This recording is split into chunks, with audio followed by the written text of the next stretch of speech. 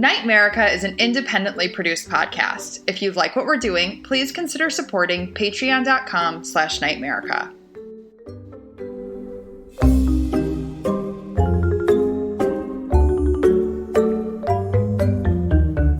Welcome to NightMerica, a podcast that takes you on a tour of the abnormal, paranormal, weirdly true, and truly weird in every corner across this nation. Because whether it's ghosts, aliens, monsters, or monstrous humans, there's something strange in your neighborhood.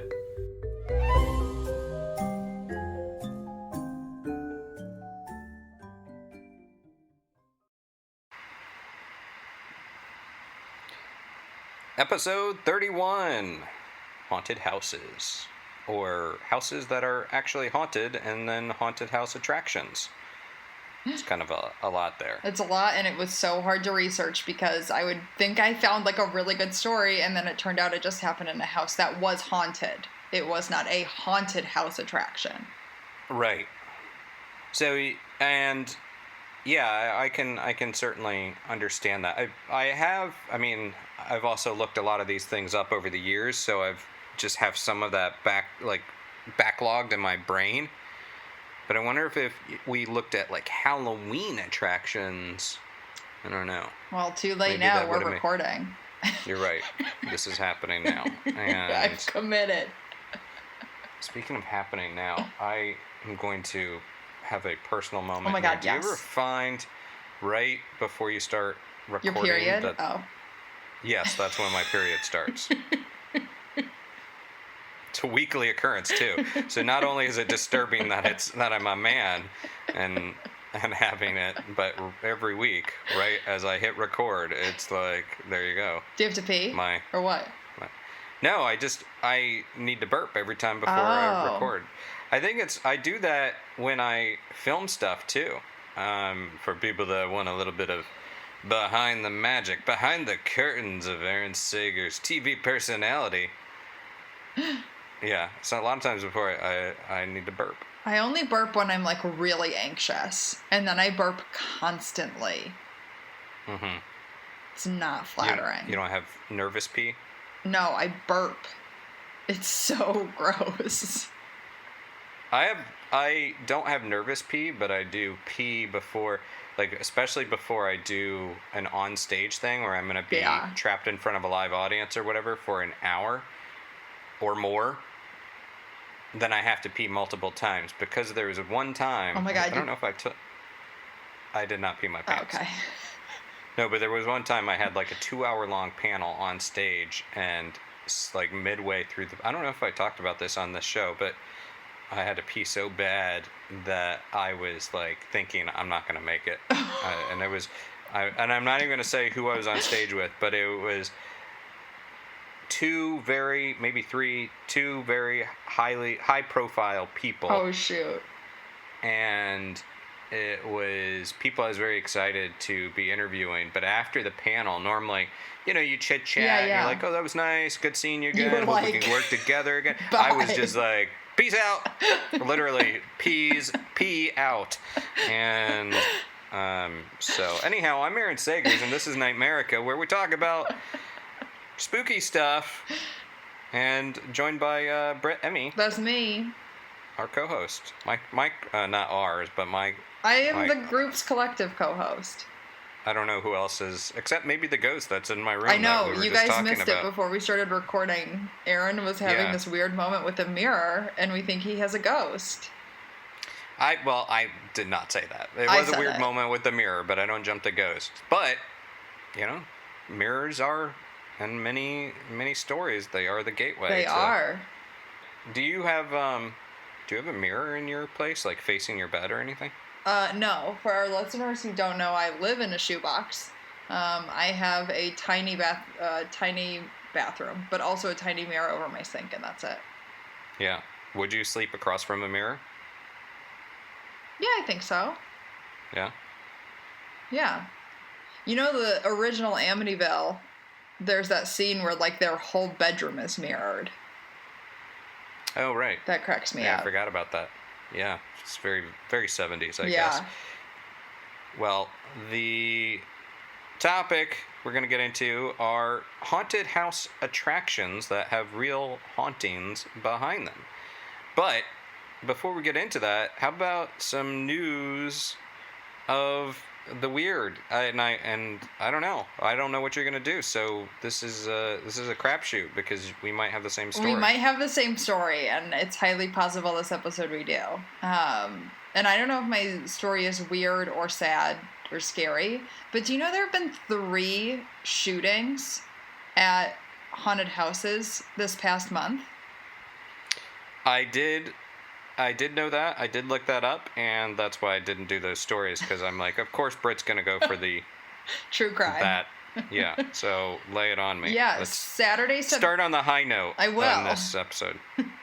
Saturday, September 26th, shots were fired at Reaper's Realm in China Grove in North Carolina, where 1,000 people were waiting to enter. That feels like a lot to me pre-COVID.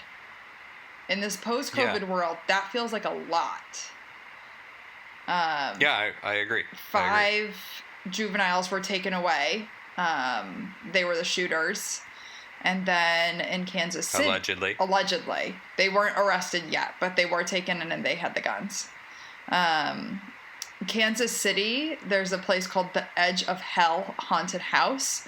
People, and most of these stories are because people are waiting a long time in line outside because of COVID restrictions. But 2 people were injured. It wasn't life-threatening. But then the last one, September 27th, a Sunday, a 29-year-old man from Detroit was shot and killed in the parking lot of the, is it Erebus? Is that like one of the demon names? That sounds about right. Let's just go ahead and say yes. Okay. I don't know. Witnesses say he... I don't know all the demon names, but... You should. This is your job. I'm not... You're right. To know all the demon names. Witnesses say he cut in line, and the suspected shooter got in a fight with him over it, and they both walked off. He ended up getting shot 3 times in the parking lot, and the suspected shooter has not yet been caught. Yeah, I saw that. That's sad. That is... It is, and it's people just going crazy. Yeah. I don't know. Tensions are... Maybe people are always like this, because in those moments where just energy is building up, it's just like a little... It's waiting for that bubble to burst. But I do especially think right now we're in some weird times. People are just in a constant state of anxiety and tension. Yeah. But... Yeah, I saw that. I did see that news article, and that's why I didn't do it. But I'm gonna give you a slightly different but related one. This comes out of 12 News in Michigan, and the story itself is from Holly, Michigan, and it's just about the headline is Holly haunted houses ready for spooky season with new safe practices. Now this is Holly, Michigan, but this applies to a lot of places. Now this is focused on Rotten Manor, and they are ready to spook guests this year, but they're going to do it in a safe way, a safe scare. And they, and look, I get it. It's a really tough time because businesses, especially like seasonal businesses like Halloween, haunted houses, if they don't open, they're really screwed for the next year. Mm-hmm. So the way that they're doing things are additions like hand sanitizer stations, okay. Also plexiglass, which is actually really effective because, the scare actors can just jump out and ram themselves against that plexiglass.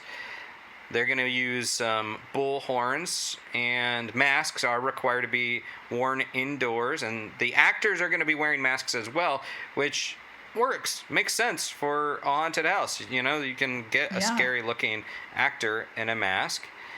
And what I like about this is that, look, if you get some of these obstinate people that are defiant, refusing to wear masks, and the face masks are offered to anyone at the door, but if you don't put your mask on or you take it off, a actor can come out of character and call security and have you escorted out. That's we right. are pro masks. Totally on pro NightMerica. mask. And they're going to be doing temperature checks as well. and splitting people into smaller groups. Now, you have to imagine in the COVID-19 era, we do learn a lot about singing and things like that really spread the virus and those droplets further. So I imagine screaming is part of that too. So having smaller groups, having things spread out a little bit more, hopefully will reduce that risk. So and I think that this Rotten Manor, I think what they're doing can be applied to a lot of other places. So I'm just found that to be a little bit interesting. I'm very curious to see how Halloween works this year. I know, I'm so curious. Are you going to go to a haunted house? I was going to ask you, are you trick-or-treating? I will not go to a haunted house. I know that I have, and I'll talk about this more probably next week. I do have a talk in public on October 30th. Well, I'll just say it. I'm going to be giving a talk in Key West, Florida on October 30th. So it's going to be a spooky talk, but it's not a haunted house situation. And I'm not going to go to a haunted house attraction this year, though. But I might have some other things up my sleeve. Yeah. Are you going to trick or treat? Not going to trick or treat. I have a friend that lives upstate New York who is having like a small little get together with just like a core group of people, dressing up, and she has like a backyard with like a fire pit, I think. So we're just going to go and do that, which will be nice, just small. But I think we're going to go as Danny Torrance and Rose the Hat from Dr. Sleep, which I'm so excited about. I think she's like the most beautiful actress ever. You're early in your relationship, and you're already doing a joint costume. I told him what we would be going as. Oh, that's... That does not sound like you at all, Britt. I'm the boss sauce. No, I should not have any comment on these things. No, it sounds like me. I'm fine with that. I'm an Enneagram 8. It's my jam. I probably won't be dressing up outside of maybe some tiki wear. I always have some good spooky tiki outfits, and I'll be probably dressing up like that. But yeah. So not a costume. No. I don't know if I mentioned, last year I was in New Orleans for Halloween and had big plans that night. Again, not a costume, but I had an outfit. And I could not use it because it ended up getting so cold in New Orleans that I, rather than having a cool suit and outfit that I was going to wear, ended up bulking up with like multiple sweaters or sweatshirts and my leather jacket. So yeah, that's the worst. Maybe I'll try this here. Like growing up in the Midwest, no one ever saw your costume. Oh yeah, yeah. Have you had like I don't know, we're droning on about this and not getting the topic, but I'm gonna bring it up anyhow. Worst trick-or-treating experience you've ever had? Lay it on me. Or worst costume or whatever, because I think I got a doozy for you. You're gonna probably beat me because I've not really had a bad trick-or-treating experience. Growing up in Paris, you would have, because the French, at least when I was there, the French don't trick-or-treat. So my school would post where Americans live. And so you wouldn't go up really and ring their doorbell. You would they would be like sitting outside or like in the lobby waiting to hand you candy. It's like a very weird experience because the French don't trick or treat. What would it even be? Like bonbon? That bonbon? Ooh. I don't know. I can't. I don't know what they would say. Doesn't bonbon mean candy? Yeah. Treat? How do you say or? Ooh? Bonbon ou terreur? I don't know. Or terror? Yeah. Treat or terror? Yeah. I'd like that. Treat or terror. Anyhow, so tell me that's it. What's yours? You're going to win.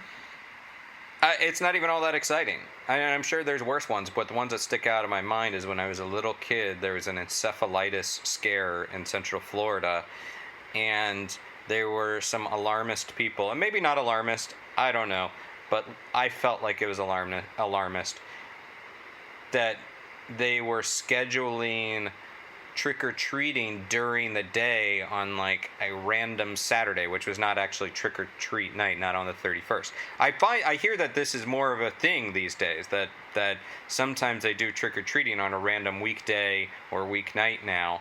But anyhow, it was not a pattern when I was a kid. So some city official or whatever, parents got in their head that they were going to be doing this at a random Saturday or whatever in an afternoon to avoid an encephalitis scare from the mosquitoes. So my mom sends me out in my costume. I was dressed as Frankenstein's monster and has me go trick-or-treating in the middle of the day. No one else was fucking trick-or-treating, let me tell you, in the middle of the day. So, and the severity of this memory is such, the trauma is that I'm swearing, which I don't do a whole lot on this show. I was just going to say, this is firing you up because you never swear. And so I'm walking around the neighborhood, knocking on random people's doors, being like, hey, a trick or treat. They're like, what? It's not even the 31st, and it's the middle of the day. I'm like, yeah. So I had every house, like, yeah. So my mom said that this is the day, encephalitis, like and by like probably the fourth house of like people being perplexed, I'm just like, look, what do you want me to do? This is what I'm dealing with. Were you completely by yourself? Your parents didn't go with you? Well, yeah, no, they How didn't. old were you? It was probably like 3 p.m. I don't know. I was probably too old to be trick-or-treating at that point, okay. But, I still was trick-or-treating. Like how it was not old? like I was, like I wasn't 12? like 19 years old. I don't know. Maybe I was 10. I don't know. 10 Maybe is still, I don't know. I mean, my mother doesn't leave me alone now. Well, clearly my parents were horrible because my mom sent me out in the middle of the day on a Saturday that was not October 31st to trick or treat. I do recall that some people really put some effort into it. They're like, let me see what I have in the kitchen. So I made out with some good candy bars, I guess, but it was overall humiliating. I would say that Frankenstein's monster was tormented by villagers, and I felt tormented by my neighborhood and by my mom in Central Florida. So maybe I felt the monster. I really related to him. Shoot, this just got heavy. Yeah. So that was not a good one. No. It was hot. It was hot in the middle of the day. Anyhow, hey, how about we dive into our first story about haunted house attractions that are haunted houses? Why don't you go? So I am going to be talking about one of the most extreme haunted houses, the McKamey Manor. Have you heard of it? I have heard of it. It's insane. And I have to say, after all this research, off the horrible videos that I have watched this week, I'm not sure if this is actually a haunted house or a torture chamber. A legally operational torture chamber. It is. So if you're the type of person where haunted houses, aren't enough for you and you need the adrenaline, you could make your way down to Summertown, Tennessee and try the McKamey Manor. First, you have to start by having a physical because you have to make sure you don't have a heart condition, pregnancy, seizures, etc. And then the day of, you have to go and sign a 40-page waiver. Okay, are you ready? This waiver says things like you might get your teeth pulled out, or you might have to pull your teeth out yourself. You might get your fingernails removed, and you might get tattooed. Okay. Sounds like a fun time. You're down? Yeah. From there, you have to prove that you have medical insurance in case you get injured. You have to pass a background check. You have to do a FaceTime interview with Russ, the owner, where he kind of makes sure you're psychologically okay to do this, and then also ask you, what specifically scares you the most. And then the day of, you have to pass a drug test. So you can't have, any drugs in your system as you go through this. On the website, they call themselves Survivor Horror and encourage you not to wear expensive clothes as you can get wet and actors will absolutely come in contact with you. So based off that, are you going to do it? I mean, keep going. I know there's more to come. Oh, yes. So the haunt can last from 3 to 10 hours, and it's recommended that you do it by yourself, but they can make an exception for 2 people to do it together. They warn you ahead of time that you can be kicked out by touching the people running it, or if you bring weapons or on drugs, or if you swear. So I'm out based on that alone. Yeah, that's definitely... That's like kind of a cheat right there, I think. Yeah, like if someone scares me, I'm gonna drop an F-bomb. I drop an F-bomb for anything.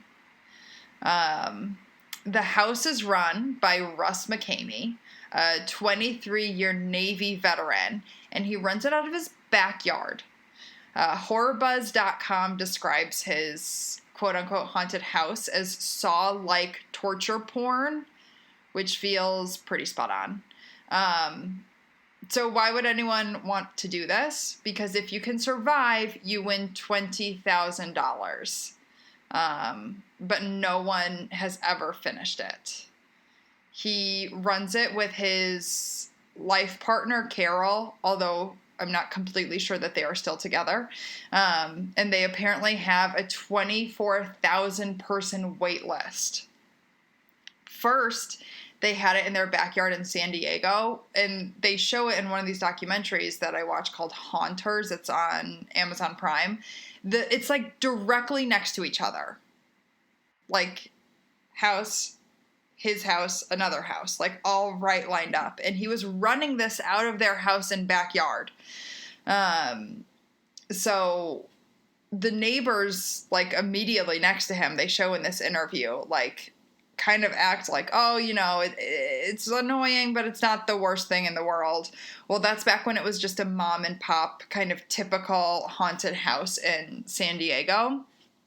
But Russ started just making it more and more extreme. He says that he just tries to make it as scary for him as possible, that he would never do it.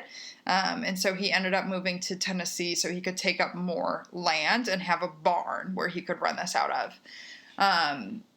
In the documentary, Carol, who was his life partner at the time, I've been doing research and still can't figure out if they're together or not, but she talks about disagreeing with a lot of his ideas. Prepping for this story, I watched Dark Tourist, which I know I've mentioned on this podcast before. David Farrier, the host, who is also so handsome, goes to Tennessee, where he is now, to interview Russ and give a try for this himself. They start by the waiver ceremony, and they have to call the police to notify them that they have something going on tonight. And that if they get calls from neighbors, not to worry, because it's not actually an abduction or torture. It's like he's signing up for it, which is insane. The waiver reading with David Farrier takes 5 hours, which is insane. It's like a light out when he starts, and then it's like nighttime when they finish. But I have to think that that's like part of his mojo to like break you down into a weak state. Don't you think? Well, yeah. So when I hear about the waiver, it makes me think of the old 1950s gimmicks in movie theaters to sign a waiver because it was so scary. A movie you were going to see was so scary that you had to sign a waiver to get in. But yeah, there were movies where you would have to sign a waiver, and it was that creates that psychological anticipation. Or even hot sauces. There are some hot sauces that are so strong that you have to sign a waiver to taste them. Or, let's bring it down to the tiki bar level, the zombie is a drink that was considered so potent and powerful that at tiki bars you were only allowed to order 2, and you'd be denied if you tried to order a 3, which kind of lays down this gauntlet, you know. So I think part of that must be a marketing ploy. Yeah. But unless it's not, I don't know. Keep going. What else can we learn about McKamey. So after they do this 5-hour ceremony, he then duct tapes over their faces. Like, he puts duct tape on top of his eyes so he can't see. And then he puts one of those plastic things in their mouth like you have at the dentist that force your lips to be open all the time. And so, like, you're drooling all over the place. And I'm so sad that this isn't a visual medium, so you guys can't see the face that I'm making at Aaron right now. Yeah, you're really missing out, guys. And then he puts them in a straitjacket. So, like, sensory deprivation is intense at this moment. And Russ starts verbally assaulting David. Slaps him. He's, like, shouting, like, say you're a little baby. Tell people you're a little baby. And just, like, these creepy things. And then he put headphones on him and said, like, David's like, I'm done. This isn't funny anymore. And Russ tells him to stop his belly aching. And then puts the headphones on him. And it's playing this, like, creepy music and, like, creepy sounds of David talking to him. And, like, they kind of move him around, but he's in this straitjacket and he can't see anything. So it's terrifying. And then David's like, I'm out. I am not doing this anymore. I can't. And they make you create this safe phrase, which is like a personalized couple of sentences to say, like, you're too weak or whatever so that you can quit. They take the tape off of his eyes and the thing out of his mouth, and he's so shaken. You can tell, like, he's just on a different planet right now. He's super defensive. He's saying, like, I don't know why people do this. And if you've seen the show, like, David Farrier is an incredibly, I also am biased because I think he's so handsome, but he's, like, a super mild-mannered, like, chill dude. Like, it seems like he does the show Dark Tourist. It seems like nothing ruffles his feathers. But he was just shaken from this. He was doing it with someone else at the time, and this person stayed in. They were still doing it. And Russ throws that guy into a trunk of a car into the next round. They, like, take you from barn to barn. He's dunked under ice cold water for 30 seconds, but he's only able to hold his breath for 20 to 25 seconds, and he quits. They're trying to keep holding him down for 30 seconds. Afterwards, he said he wanted to do it for an adrenaline rush, but it was, like, just too much, and he couldn't do it. And Russ, the guy that runs it, just looked so freaking happy when, like, they both had to go out. It was creepy. So David does this, like, interview with Russ, and he's like, what are you doing this for? Like, why are you doing this crazy thing for money? And Russ says no, like, the only money he's getting is $800 a month from his Navy retirement, and he actually doesn't charge people to do this. He just asks them to bring dog food for his 5 dogs, or if he has enough, he donates it to a greyhound rescue in the area, which, I mean, that's kind of cool. But he claims he doesn't like people telling him that he's a psychopath. He says to himself that he is a comedian and an entertainer. I feel like that's a bit of a stretch, seeing as he, like, tortures people, but whatever. He told the Washington Post that he has invested $1 million of his own dollars to set this up, the majority of which from his backyard, but he can throw people in a car and take them to different barns and houses that he rents. And it's a path that goes from Summertown, Tennessee, the 2-hour drive south to Huntsville, Alabama, which is where I used to live. And so if you survive, not survive, everyone lives. He's not killing anybody. But if you make it, you would make it to Alabama. Go ahead. No, I was just going to ask, so I thought that there were actually 2 locations. There was the Tennessee location and Alabama location, that they operated as 2 different haunts, but they're actually connected? They're connected. So it's a 2-hour drive, and they say it can last up to 10 hours, because if you make it, you start at his place in Summertown, and then you go to the next spot, and then you're there for like an hour, and then you go to the next spot, and then the next, and you end in Huntsville, Alabama if you make it. So that's a pretty good way to get a free ride to Huntsville, Alabama, I suppose. If you're just like, I need to go home to visit family, but I don't want to spend the money on it, and I can take my time, 8 hours of it. Oh, and maybe torture along the way. Have you heard anything that I've said? This place is disgusting. Yes, Britt, I heard free ride to Alabama. from Tennessee. Okay, well, how about this? So Grace was one of Russ's neighbors in San Diego. She is a professional risk manager, but she lost her job. And after hearing years of people going through the torture, she's like, you know what? I've lost my job. Why not? New lease on life. I'm going to try it. So she goes, she's waiting to get in. And as she's waiting, she changes her mind and starts to walk home. Carol, Russ's partner, got in her car, chased this woman down, pulled her from the street into her car, and forced her to go through it. They end up putting her in a coffin and close the lid. And they shut her in there. They then reopen it. And when it opens on Haunters, The Art of the Scare, her face, she looks broken. She looks so ill and shaken. She gets out and she actually tries to steal an axe from one of the haunters to try to escape. It's like a prop axe. It wasn't real. But she really, truly was trying to kill them to get her out. Now, would you still take the free ride to Alabama? I mean, it's a free ride to Alabama. If you really need to get to Huntsville, I have questions and thoughts about this, but I want to get the rest of the details first. Yeah.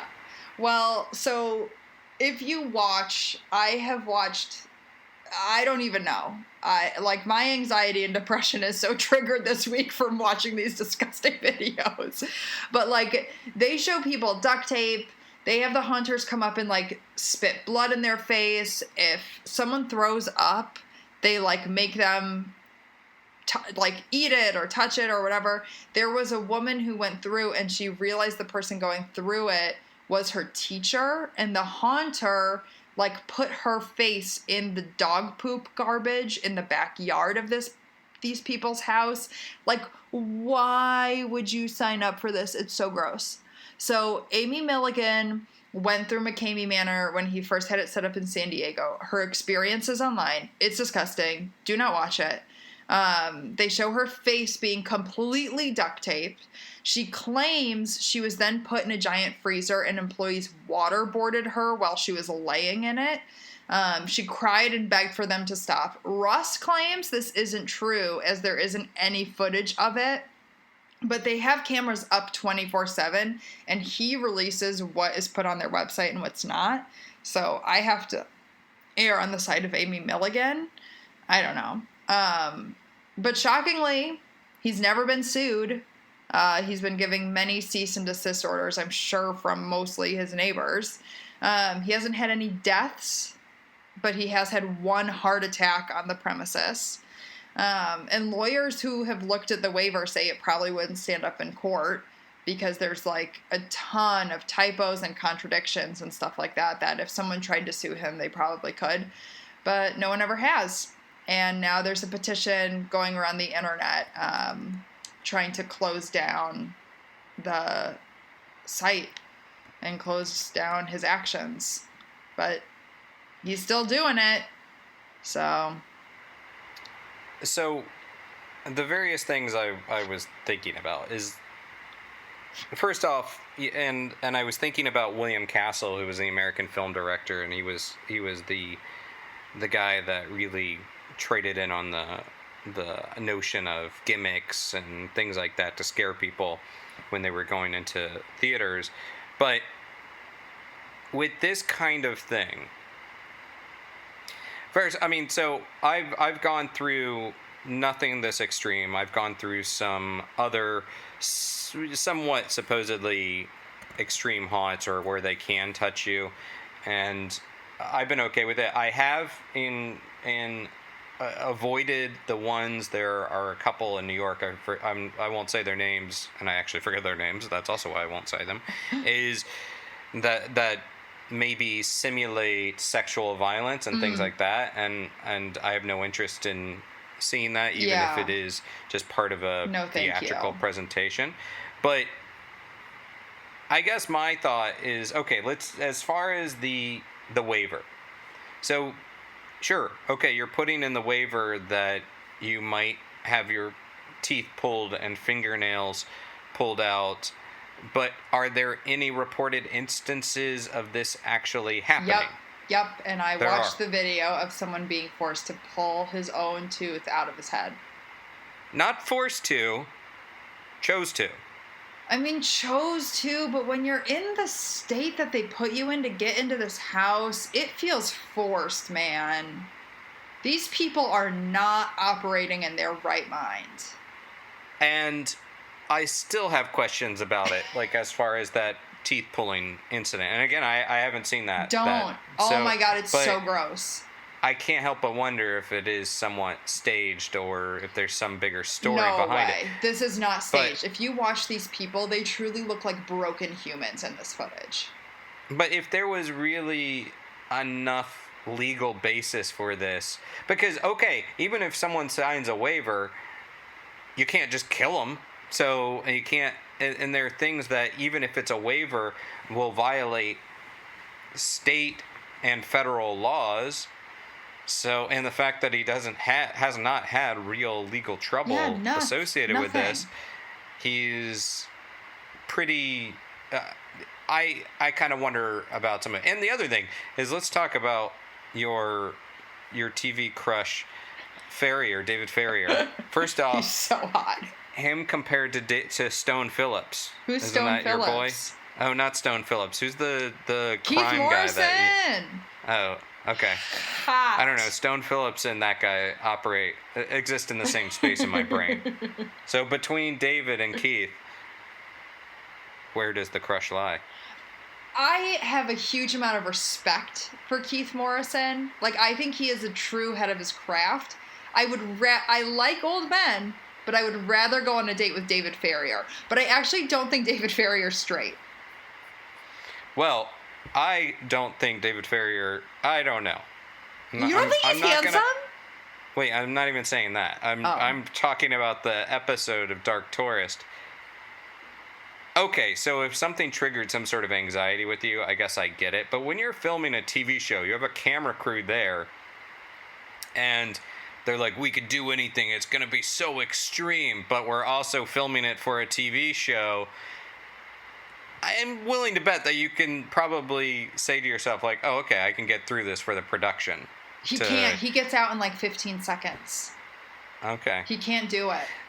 See, and I'm not saying that I'm some paradigm of fearlessness, because I'm not, but when I've gone through some of these things, again, nothing as extreme as McKamey Manor, I've thought, well, ultimately they can't kill me. Ultimately, there are still legal restrictions, so I'm probably going to be fine. Now, the dog poop thing, if that actually is happening, okay, sure, I would find that rather unpleasant, but, or if it was something involving cockroaches, I would opt out. But I also, that's not worth it for $20,000. Like the one bar we went to where a cockroach fell from the ceiling on you? Yes.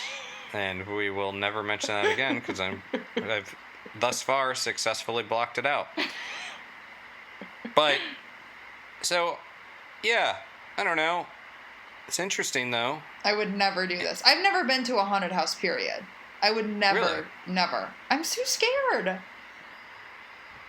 Well, okay, then maybe don't start with McKamey Manor. work your way up. Start baby steps to McKamey Manor. I will never. No, absolutely not. But yeah, I have heard of it. It's not really my thing. I'm not saying that I would enjoy doing it. Has anybody actually gotten a tattoo? Not that I saw. No. Okay. You'll do anything for a free tattoo. Well, it's not that I'll do anything for a free tattoo. It's that I've just benefited from getting some tattoos for free. Yeah, but they're good tattoos. To get them. And they're good tattoos. Yeah, and I didn't have to do anything for them. I mean, I have a couple tattoos from Oliver Peck, who is a world-famous celebrity tattoo. Yeah. That did not take any convincing whatsoever. Anyhow, shout out to Sailor Jerry Spiced Rum, who does not advertise on this podcast, but they have hooked me up with some good tattoos. They don't need to advertise. Their shit is so good. Yeah, they do have good rum. Yeah. And, I mean, I give them a lot of free advertising anyhow. On your body. So McKamey Manor. On my body. Not my bottom. I thought you were going to say on my bottom. I do not have a bottom tattoo. Next. Your next one. If I got a tattoo on my butt, it would be Xavier Roberts, and I would laugh and laugh. Because I don't know. Do you get that joke? No. All right. So in the 80s, there were these things called Cabbage Patch Kids. Oh. And they were quite popular. My sister had one. And on the butt of the Cabbage Patch Kid, there was stitched in Xavier Roberts. And Xavier Roberts was, I guess, like the creator of Cabbage Patch Kids. And so the gag there is that it would be like, ha ha ha, I'm a Cabbage Patch Kid because I got Xavier Roberts tattooed on my butt. I wouldn't actually do this, people out there, but, in my mind, it seemed like a funny. Yeah, that's funny. Funny joke. I like that only I and a couple people would appreciate. Yep. So, well, let's dive into my story. From McKamey Manor to this tale, I'm going to quote a Vanity Fair article here. And in 1924, Harry Houdini visited a rambling architectural oddity in the heart of California's Silicon Valley. Though a magician by trade, Houdini was devoted at this time in his life to debunking what he considered a scourge of fake spiritualists and mediums. This massive estate, partially demolished by the Great San Francisco earthquake of 1906, had a reputation for being haunted, and not even Houdini himself could shake the sense that something inside those walls was wrong. So, that Vanity Fair quote, although I disagree with part of it, was about the Winchester Mystery House. Oh, yeah! The Winchester Mystery House. Houdini, according to legend, is who dubbed it that. Now, Houdini did have, during this time of the early 1900s, he did, well, until early 1900s, he did indeed pursue debunking spiritualists and mediums. But, so, that house is named after Sarah Winchester, and supposedly the secretive woman who lived inside it. And it is home to an annual haunted house attraction. Now, let's talk a little bit about Sarah Winchester. Well, on her own, she was an enormously accomplished woman. She spoke 4 languages, played 3 instruments, and also grew up with a lot of privilege. And she became more famous as the wife of William Winchester, and heiress to the Winchester repeating rifle fortune, also known as the gun that won the West. And let me say, I've been to the Winchester Mystery House, and it's one of my favorite haunted locations, or supposedly haunted locations.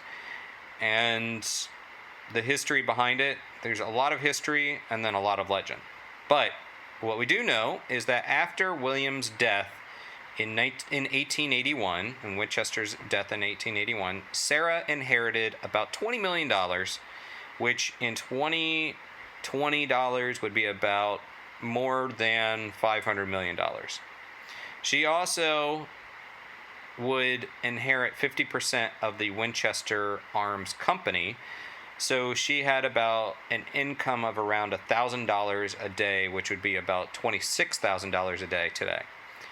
So she had some good dining out money. Yeah, right? My kind of woman. Yeah, my kind of woman. And except she's dead, and so it doesn't really help me now. But anyhow, Sarah moved to San Jose in 1886, a couple years after her husband died. Now, she moved there from New Haven, Connecticut, and she began building a house. And what started out as an 8-room cottage became a house whose rooms numbered 160, and actually it was even larger before the 1906 earthquake.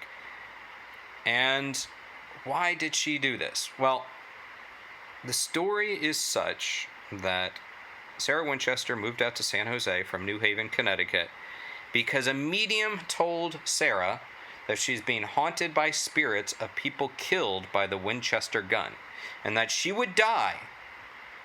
She would be haunted and then die unless she started building a house and never ceased construction. And according to legend, she did not cease construction for 38 years.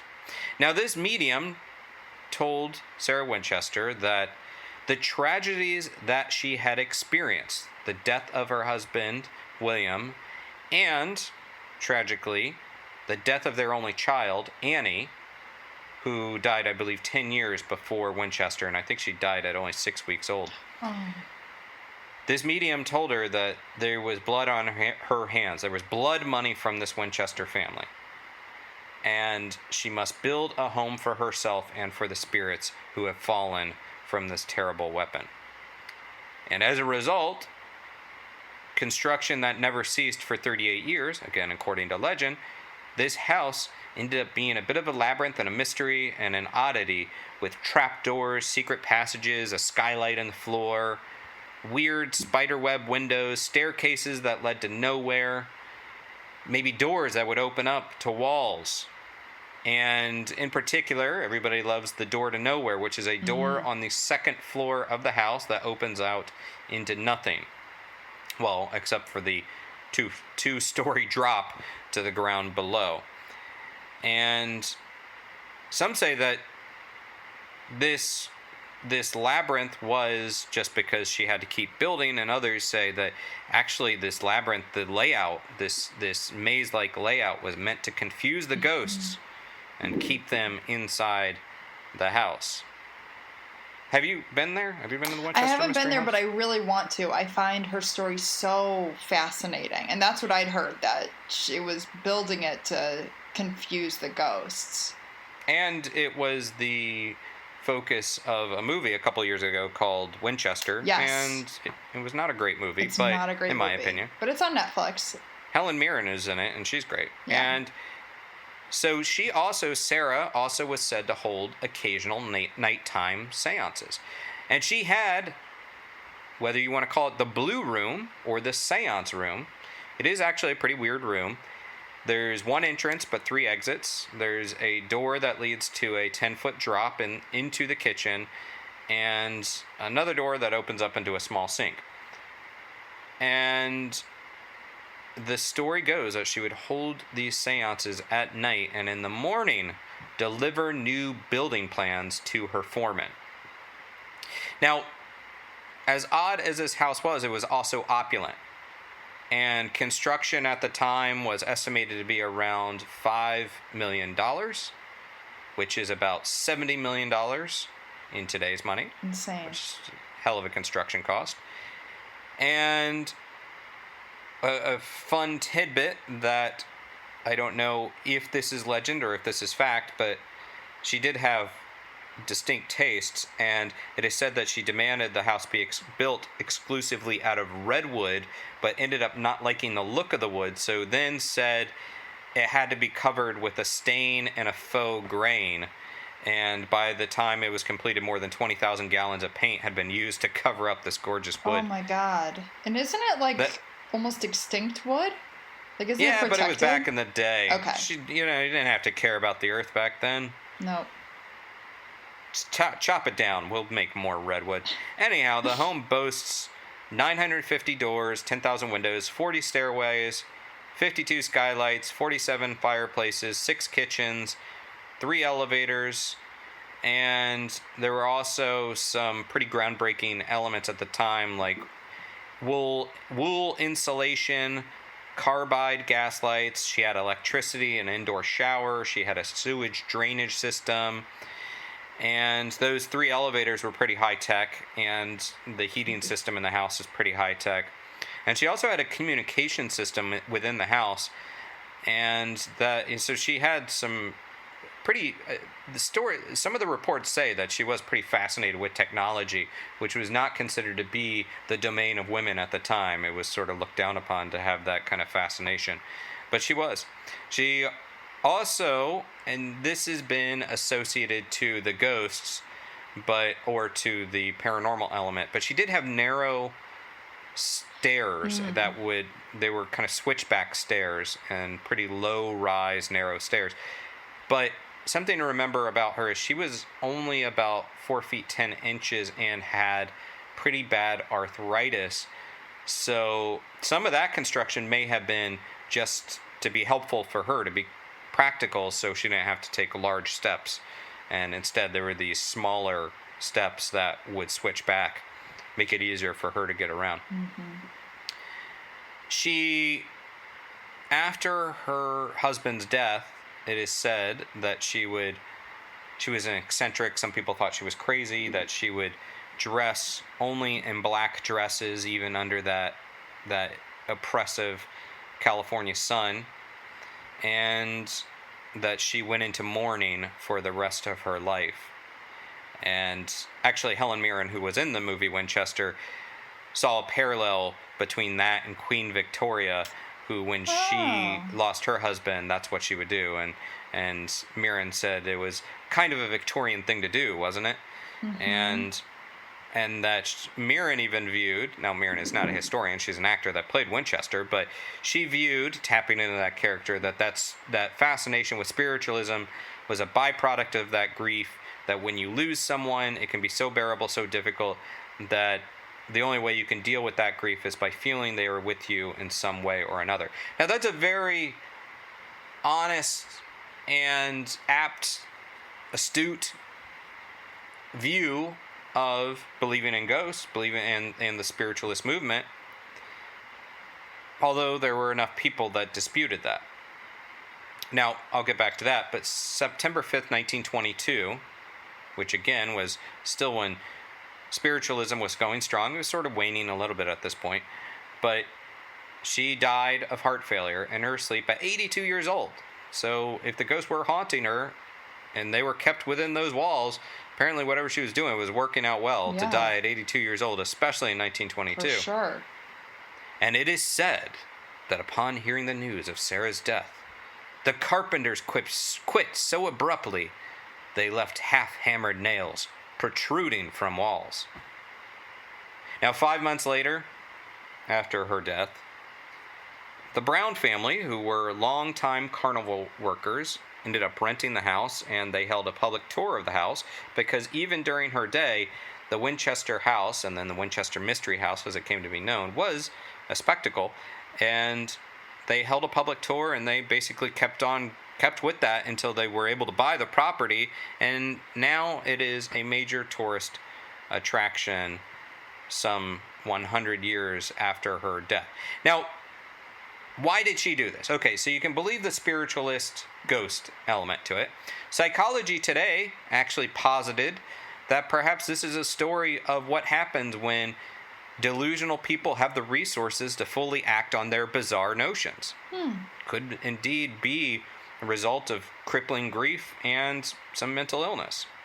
There's an author by the name of Mary Jo Ignofo who wrote a book called Captive of the Labyrinth, and she disputes multiple legends associated with the Winchester Mystery House, and she even says that construction didn't last day or night for 38 years, that apparently she found letters from Sarah Winchester explaining that she would send workers away for months at a time. And if Sarah Winchester did have a problem with where her money came from the Winchester rifle, then it's interesting that she would have a shooting gallery in the attic of her own house. So tourists could use it when they visited the house. And she did also invest and spend the money that she made from those guns. I recall one story about Sarah Winchester also being a philanthropist and donating a lot of money to disadvantaged children and giving back to the community. Yeah, I heard that too. And so Ignofo, who wrote the book Captive of the Labyrinth, or Ignofo, said that maybe some of these odd designs within the house have more of a natural explanation. Well, I mentioned the 1906 earthquake. The house used to be 7 stories tall. So Ignofo says that her research uncovered that the fact that there were massive damage to the house, Sarah basically never fully repaired some of the damage from that earthquake, and so these stairs and doors that led to nowhere were merely damage that had been sealed off or where landings had fallen away. And she even says that after the earthquake, she moved to another house. And I've read accounts that she spent a lot of time in her houseboat after the earthquake, but basically just didn't want to do the repairs, and it had nothing to do with spirits. I think part of that is interesting, but there are some architectural oddities within that house that seem to be more than a result of the earthquake. Yeah. Another theory is that there was actually that Sarah was a Mason, and that she designed this house not as a house for ghosts, but instead as a mountain of clues, of hard evidence that would be an elaborate puzzle, a treasure trail that would lead adventurers to the inner recesses of her brilliant mind. And that comes, which is kind of an interesting twist. There's a website called The Truth About the Winchester Mystery House, and they go into detail about Sarah Winchester strongly identified with Francis Bacon, who was a genius in of himself, and that she related to him, but maybe even saw herself as a reincarnation of Bacon. Now, this is their speculation, but it's an interesting speculation. And indeed, there are these symbols that are associated with Francis Bacon in the house, and this supposed numeric cipher code that's displayed throughout the ballroom, especially in the quote-unquote Shakespearean window. And so they viewed this as like a treasure map of sorts, that the odd construction of the house is a treasure map of sorts. That's fascinating. I never heard that before. It's a pretty cool theory. Yeah. And look, when you deal with something that's a beloved legend like this, you're going to have a lot of theories. There's even one, IO9, a website that I've written for before. Annalee Newitz posited that maybe, she said that Winchester was only a partial heir to the company, to the Winchester Rifle Company, and the company president was her brother-in-law, and that he tried to push her out of company decisions. And so when she headed west, they were basically trying to continue the successes of the company, and maybe the construction was just sort of this giant FU to the Winchester Repeating Arms Company, that maybe by building on the house, she was on some level throwing away the family fortune. Instead of pouring profits back into the company, maybe she funneled them into the house as a way to give sort of a financial middle finger from across the country. I kind of like that too. Yeah, I like that. I respect that. Yeah, as far as the seance component to it, whether or not she would hold these nightly seances. Okay, well, there is this room called the Witch's Cap, and that's an area where some of these seances were also supposedly happening. But seances during this time were also these fairly social affairs. During spiritualism, you would gather people together. It would be like a dinner party. You would have a seance. So her having a seance in private, not to say that it would not have happened, but it seems like it would have maybe taken place in a parlor room as opposed to in private. And these ideas of the seance room were not mentioned until well after her death. So let's talk about some of the ghosts that are supposedly haunting the Winchester Mystery House. Now, I've been through this house. I've been through this house at night. I personally have not encountered ghosts, but I do think it's an amazing house. And people claim that they see a dark-haired man that pushes a wheelbarrow through halls, and that he stops to repair things. And this is also known as Clyde, the Wheelbarrow ghost. Wheelbarrow? Yeah, you say that very interesting. Wheelbarrow. How do you say it? Wheelbarrow. Say it again? Wheelbarrow. Wheelbarrow? Wheelbarrow. And I say I say wheelbarrow. Yeah, you do. Your real southern comes out. Wheelbarrow. Well, whether it's wheelbarrow or wheelbarrow. Anyhow, Clyde, the wheelbarrow ghost, is supposedly a gentle guy. And there's also an area called Steam Alley, and I believe it's sort of, I don't know if it's the basement, but it's a lower floor, and has this wheelbarrow full of coal and goes to the boiler and back and forth. And if he makes eye contact with you, he just gives you a nod and then goes about his business, or maybe he hangs out leaning up against a wall. And other people say that they've been touched or shoved by invisible hands, classic paranormal activity reporting. One person says that this was a tour guide, so tour guides are kind of known at times to elaborate and perhaps they embellish, but said that they saw Sarah Winchester and that she seemed annoyed by the group of people taking a tour in her bedroom. And there's also in that witch's cap that's in the south turret. Am I saying all the weird? You are saying everything weird today. I would say turret. Turret. Well, anyhow, in the turret, guides claim that that is where Harry Houdini was said to hold his seance, and that maybe you'll feel a tap or an embrace from someone from behind, and that maybe they'll even try to get you to dance.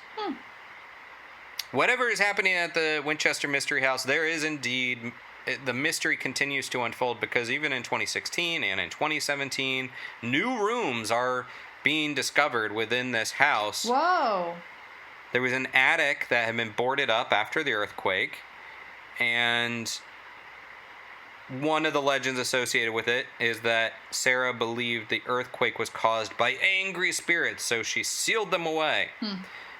Whatever the reason, the room ended up being a bit of a time capsule, because there was an organ, a couch, these dress forms, sewing machine, paintings, all these things found within. That's cool.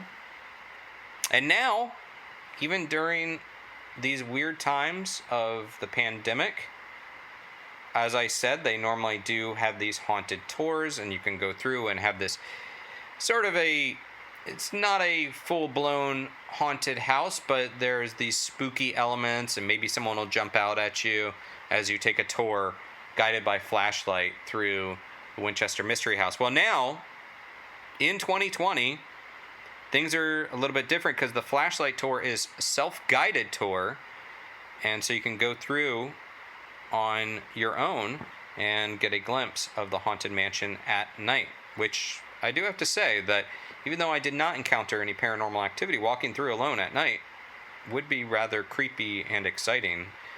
And yeah, I guess another little piece of trivia for this is that some people say that Walt Disney based the Haunted Mansion on the Winchester Mystery House.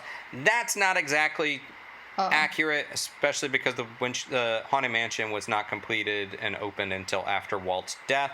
But some of what we know now as Imagineers did apparently, I think Raleigh Crump, who was one of them, he may have been the person that took a tour of the Winchester Mystery House. And you do see the influence in the completed attraction at Disneyland and Magic Kingdom. You do see some of that inspiration there. But there was also other houses that were part of the inspiration of the multiple houses, I think, like 4 that were part of the inspiration of the Haunted Mansion. But for me personally, it's one of those places that I learned about early on as a kid in my fascination and reading of the paranormal, and it was on my paranormal bucket list for a good long while, and I was quite excited when I finally went there. And it holds up, even though maybe the stories, there's legend and fact, and those perhaps intertwine and obfuscate one another. It's still a location that I quite like. Yeah, I think it's so fascinating. I want to go really bad. I would highly recommend it. And it's a good reason to go out to the Bay Area anyhow in 20. Oh, and whenever. 2023. Gosh, hopefully not that long. No. One other thing is there's a lot of people talk about Winchester's fascination with the number 13. It should be noted that some of the things that are grouped in numbers of 13, like hooks, coat racks, or whatever, that some of that was put up after her death and in fairly recent years. And some of it actually was part of the house during her time. So whether it's her fascination or whether it's kind of forcing the legend a little bit, it might be a little bit of both there. So, yeah, it's a gorgeous house. Yeah, cool. Do you know what the other houses are that they use as inspiration for the mansion? Am I putting you on the spot? Are they like famous or just? Yeah, there's the Packer Museum, I believe, in Jim Thorpe, Pennsylvania, and normally I could rattle these off a little bit faster, but I know that one, and now my brain is flaking on the others. But I will say there is a great book by Jason Sorrell. Actually, to kind of, I guess, plug some of my own stuff, I did a live stream with Den of Geek with Jason Sorrell, the author of the book about the Haunted Mansion, and we talk about that, and that's available on the Den of Geek YouTube site. You could go check it out. So we go into into depth about the inspirations of the Haunted Mansion. But yeah, I remember there was like the Shipley Lydecker house, there was the Packer Museum, and there were a couple other ones that I'm now forgetting right now. But yeah, I would say. So maybe you're putting me on the spot. That's okay though. That's okay. It's totally allowed. Like, I'm a little disappointed that I'm forgetting some of them. I know normally you can just like boom, boom, boom, but well, maybe I'm tired. Yeah. But not tired of this episode of real life haunted houses and haunted attractions within them. But before we get out of here, let's talk some paranormal pop culture. What are you into this week? I'm so thrilled because Full Body Chills podcast is back. Ashley Flowers, who hosts Crime Junkie during like the weeks leading up to Halloween, does these like 15-minute like spooky story readings. She did it for the first time I think last year, and she's done it back this year. I highly recommend starting with episode 1 called Us. It starts a little slow, but then like bam, hits you, you're in it. It makes you like scared to be alone in your apartment or houseboat if you're Sarah Winchester. Doesn't she maybe I'm getting the name wrong, but does Ashley Flowers also do she does Supernatural as well, yes. Right? Supernatural with Ashley Flowers. Correct. See, we need to expand. We've only got one podcast and she's got 3. She has 3. I also think she produces Counterclock and maybe like one other one. I know. Right. We're such slackers. I know. Only one weekly podcast. And I struggle to research this. Well, it's putting together a good story does take it takes a lot of time. Yeah. What's your pop culture? That's not a thing. I knew you were going to hate that. I don't understand why we have to abbreviate. I love abbreviating everything. Words. It's like that extra syllable was taking so much time to say. It was.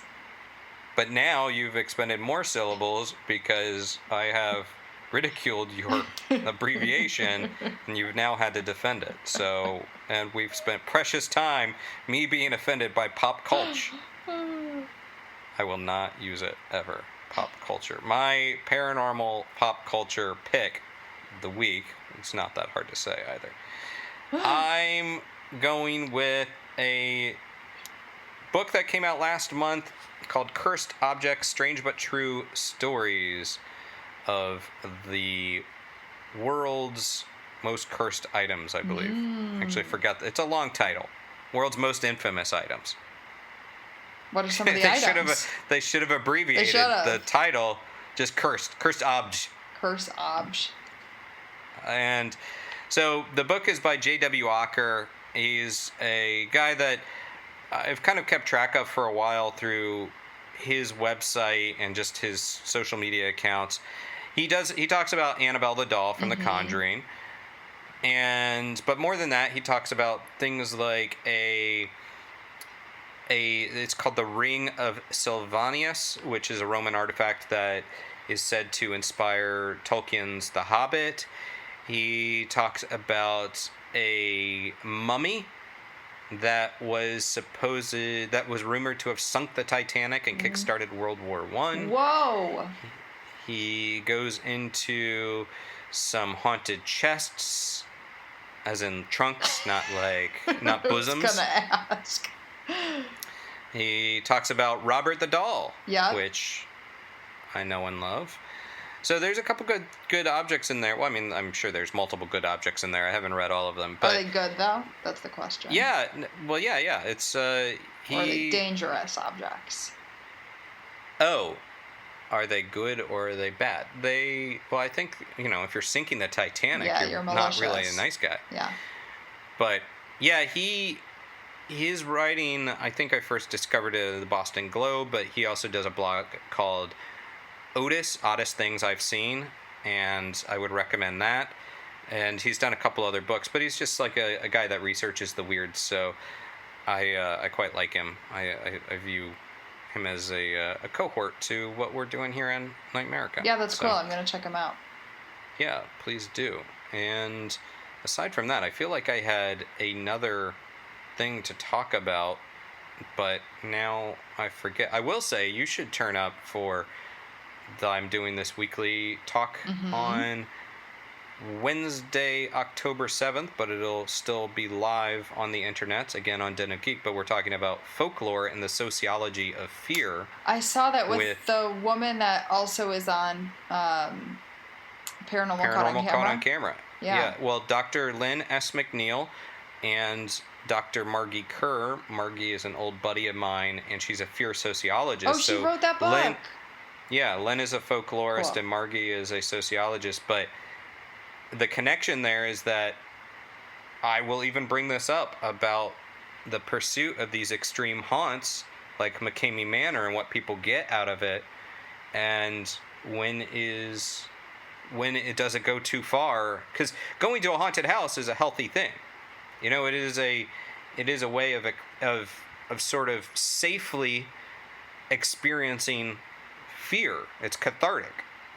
But pulling out your teeth ain't cathartic. Yeah, that does not seem cathartic. So when does it go too far? When does the fear response move from a safe experience, like a roller coaster also, to an unsafe, anxiety-inducing, and even harmful, physiologically harmful experience? Because a prolonged fear response can be damaging to you. I'm going to tune in.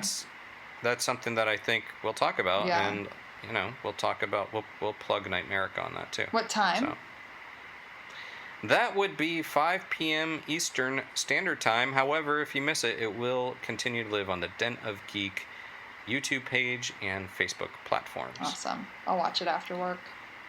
All right. Well, that's another kind of Halloween themed episode, and we'll see you back next week. Thanks for listening. Please consider giving us a review on Apple Podcasts, following us on social media, and sharing the show with your friends. And if you're able, we appreciate your support on patreon.com/NightMerica so we can keep bringing you more spooky stories. And if you'd like to share your own paranormal stories or seek paranormal advice for entertainment purposes only, email us at nightmericashow@gmail.com.